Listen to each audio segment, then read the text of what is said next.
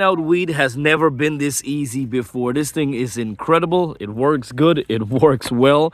All you have to do is just put it exactly where the weed is, and then step on it, twist it, and then pull it out, and then we eject the weed really fast into a garbage bag, garbage bin, compost, wherever you want. I'm gonna show you right now.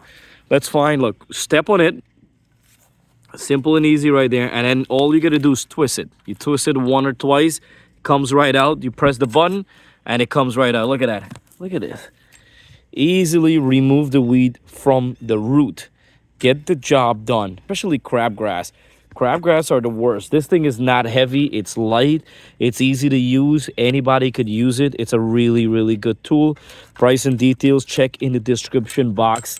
Really recommend it. I drop it down a couple times. Nothing's wrong with it. It made, as I said, made really well. Really nice spikes at the bottom right here.